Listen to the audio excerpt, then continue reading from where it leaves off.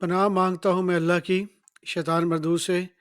शुरू अल्लाह के नाम से जो बड़ा मेहरबान नहायत रहने वाला है।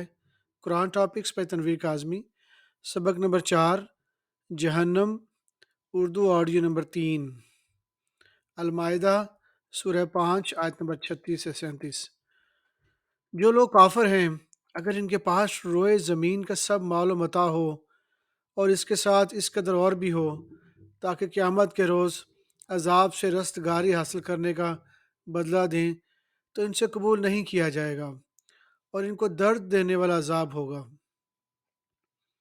और हर क्षण चाहेंगे कि आग से निकल जाएं, मगर इसे नहीं निकल सकेंगे और इनमें के लिए हमेशा का अज़ाब है। अल-माइदा सूरह 5 आयत नंबर 84 से 86। और जब इस किताब को सुनते हैं जो इस पैगंबर मोहम्मद पर नाज़िल हुई है, तो तुम क्या देखते हो कि इनकी आंखों से आंसू जारी हो जाते हैं, इसलिए कि उन्होंने हक बात पहचान ली और ये अल्लाह की जनाब में अर्ज़ करते हैं कि है परवरदिगार, हम ईमान लाए, सो तो हमको मानने वालों में से लिख ले। और हमें क्या हुआ है कि अल्लाह पर और हक बात पर और जो हमारे पास आती है ईमान न लाएं। और हमें क्या हुआ है कि हम अल्लाह पर और हक बात पर जो हमारे पास आई है ईमान न लाएं, और हम उम्मीद रखते हैं कि हमारा परवरदिगार हमको नेक बंदों के साथ बहिश्त में दाखिल करेगा। बस अल्लाह ने इनको इस कहने के सबब बहिश्त के बाग अता फरमाए जिनके नीचे नहरें बह रही हैं। ये हमेशा इनमें रहेंगे और नेकूकारों का यही सिला है। और जिन लोगों ने कुफ्र किया और हमारी आयतों को झुटलाया, तो वो जहन्नमी हैं। अल-नाम सूरह 6 आयत नंबर 12 से 16। कहो कि आसमान और ज़मीन में जो कुछ है किसका है? कह दो अल्लाह का। इसने अपनी ज़ात पाक पर रहमत को लाज़िम कर लिया है, तो सबको क़यामत के दिन जिसमें कुछ शाकी नहीं ज़रूर जमा करेगा। और जिन लोगों ने अपने आप को नुकसान में डाल रखा है, वो ईमान नहीं लाते। और जो मखलूक रात और दिन में बसती है, सब इसी की है और सुनता है, जानता है। कहो, क्या मैं अल्लाह को छोड़कर किसी और को मददगार बनाऊं कि वही तो आसमानों और ज़मीन का पैदा करने वाला है और वही सबको खाना देता है और ख़ुद किसी से खाना नहीं लेता। ये भी कह दो कि मुझे ये हुक्म हुआ है कि मैं सबसे पहले फर्माबरदार बनूं, और ये कि ऐ पैगम्बर तुम मुश्रिकों में से ना होना। और ये भी कह दो कि मैं अपने परवरदिगार की नाफरमानी करूं, तो मुझे बड़े दिन के अजाब का खौफ है।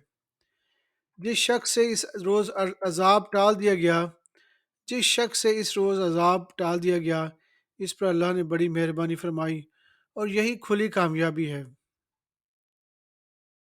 अल-नाम सूरह 6 आयत नंबर 21 से 26। और इस शख्स से ज़्यादा कौन ज़ालिम है जिसने अल्लाह पर झूठ बांधा या इसकी आयतों को झुटलाया। कुछ शक ही नहीं कि ज़ालिम लोग कामयाब नहीं होंगे। और जिस दिन हम सब लोगों को जमा करेंगे, फिर मुशरिकों से पूछेंगे कि आज वो तुम्हारे शरीक कहाँ हैं जिनका तुम्हें दावा था। तो इनसे कुछ उज़र ना बन पड़ेगा, बजिज़ इसके कुछ चारा ना होगा कि कहीं अल्लाह की कसम, जो हमारा परवरदिगार है, हम शरीक नहीं बनाते थे। देखो उन्होंने अपने ऊपर कैसा झूठ बोला और जो कुछ ये इफ्तरा किया करते थे, सब इनसे जाता रहा। अल-नाम सूरह 6 आयत नंबर 25 से 30। और इनमें से बाज़ ऐसे हैं कि तुम्हारी बातों की तरफ कान धरते हैं, और हमने इनके दिलों पर तो पर्दे डाल दिए हैं कि इनको समझ न सकें, और कानों में बोझ डाल दिया है कि सुन न सकें। और अगर ये तमाम निशानियाँ भी देख लें, तब भी इन पर ईमान न लाएं, यहाँ तक कि जब तुम्हारे पास तुमसे बहस करने को आते हैं, तो जो काफिर है कहते हैं ये कुरान और कुछ भी नहीं, सिर्फ पहले लोगों की कहानियाँ हैं। वो इससे औरों को भी रोकते हैं और ख़ुद भी परे रहते हैं, मगर इन बातों से अपने आप ही को हलाक करते हैं और इस बात से बेखबर हैं। काश तुम इनको इस वक्त देखो जब ये दोज़ख के किनारे खड़े किए जाएंगे और कहेंगे कि ऐ प्रकाश और कहेंगे ऐ काश हम फिर दुनिया में लौटा दिए जाएं, ताकि अपने परवरदिगार की आयतों की तकज़ीम न करें और मोमिन हो जाएं। हाँ, ये जो कुछ पहले छुपाया करते थे آج ان پر ظاہر ہو گیا ہے، اور اگر یہ دنیا میں لوٹائے بھی جائیں تو جس کاموں سے ان کو منع کیا گیا تھا وہی پھر کرنے لگیں۔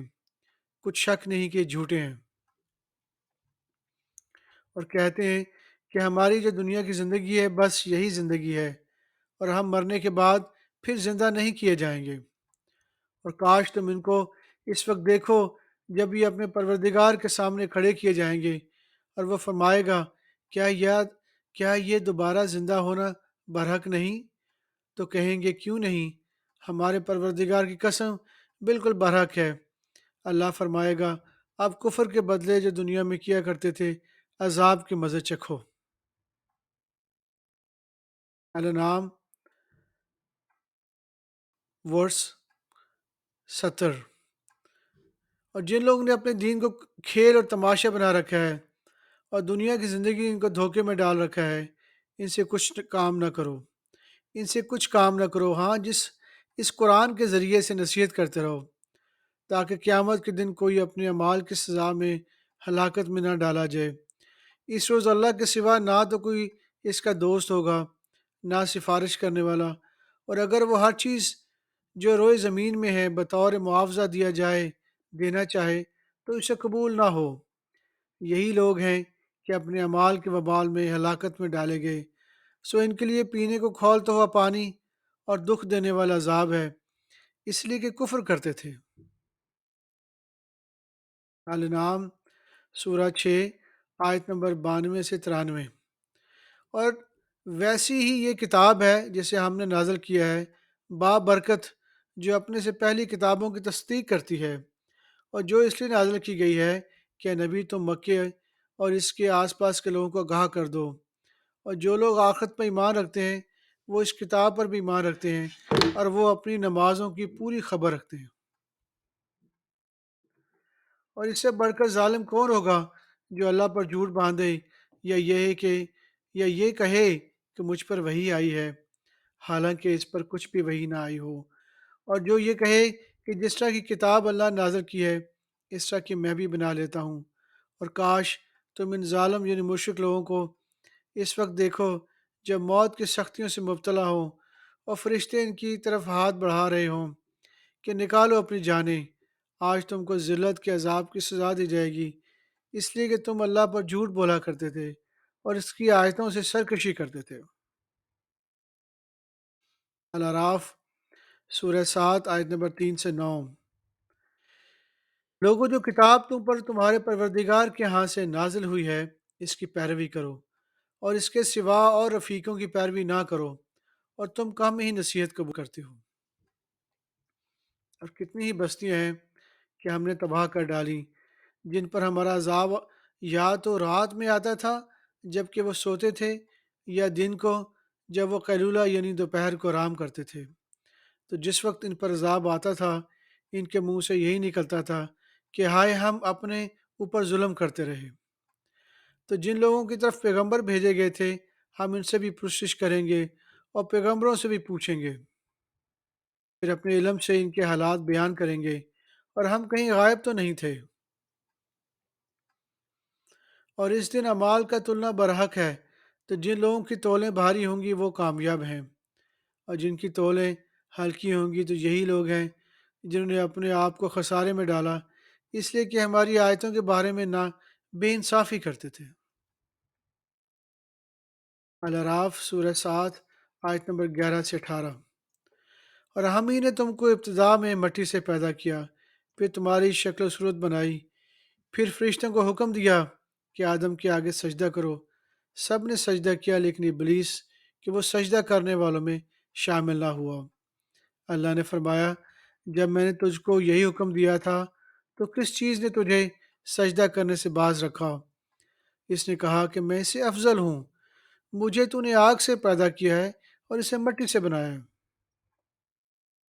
فرمایا، تو بہشت سے اتر جا، تجھے شایع نہیں کہ یہاں تکبر کرے، پس نکل جا کہ تو ذلیل لوگوں میں سے ہے۔ اس نے کہا، مجھے اس دن تک مہلت عطا فرمائیے جس دن لوگ قبروں سے اٹھائے جائیں گے۔ فرمایا، اچھا، تجھ کو مہلت دی جاتی ہے۔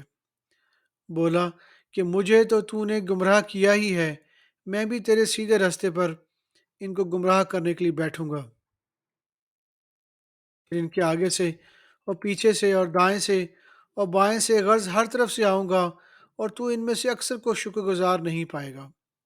اللہ نے فرمایا، نکل جا یہاں سے پاجی مردود، جو لوگ تم میں سے تیری پیروی کریں گے میں ان کو اور تجھ کو جہنم میں ڈال کر تم سب سے جہنم کو بھر دوں گا۔